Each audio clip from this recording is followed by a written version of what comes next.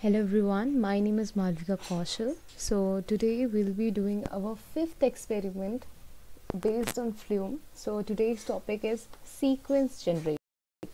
Now what is sequence generator? As you can see, its name only suggests that it generates some kind of a sequence. Now what is that sequence all about? It continuously generates some events as it starts by 0 and it increments its value by 1.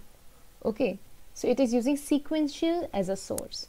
Okay, so let's get ahead. Let's move ahead by performing this experiment. So open your terminal in desktop and then write. See, before I move ahead, we are going to copy paste the same code which we wrote in one of the file name htfs.config. So I'm going to open the old file which we have created. I'm going to copy this file. Okay, copied. Close this one. Create one more in desktop, gedit htfs1.config. Now press enter and you're gonna paste the same code, but there will be slight change. This time, see what we are doing. Firstly, we are defining components of our agents. Okay, once our components are defined, so it's gonna remain same. In second line, as I told you, the type is going to be sequence. So it's gonna be, instead of netcat, it's going to be seq sequence. Next is defining sync. These two lines, instead of Flume data, we are going to write any other names. I am writing se data. Okay, and this prefix line is going to get removed from here because it's of no use to us this time. So I'm removing this line. Okay, and rest of the thing gonna remain same. Once you are done with this editing part, you have to save this file and cross this one. Okay, make sure that you start all the event.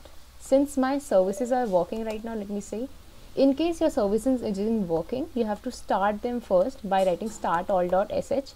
Okay, I'm not starting it because my services are already being started. As you can started, you can see already here, right? But yeah, in your case, you have to start the services.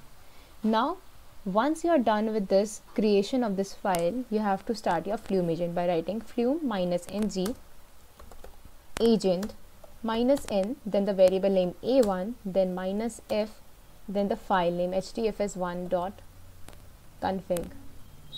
okay, see, it's running infinitely many times. See, it's creating so many files. I have to stop it, Control C. It's gonna run infinitely many times. You have to stop it by pressing Control C. Make sure you know about this event. Okay, now what you have to do, you have to go to the browser, whatsoever browser you have, go inside it, and I'm closing the old one. I'm writing localhost 9870. Go to utilities, browse the file system, go inside user, inside Malvika. You can see here se data, right? This was the one which you didn't create it, but it got created automatically. So we're gonna go inside it. See, so many files are being created, right? So this is the most important feature of Flume. So, and this was all about in our this fifth experiment. I hope you really like this video. In case you know some alternative methods, you can give your feedback in the comment section. Thank you so much for watching this video. We'll see you in the next video. Bye bye.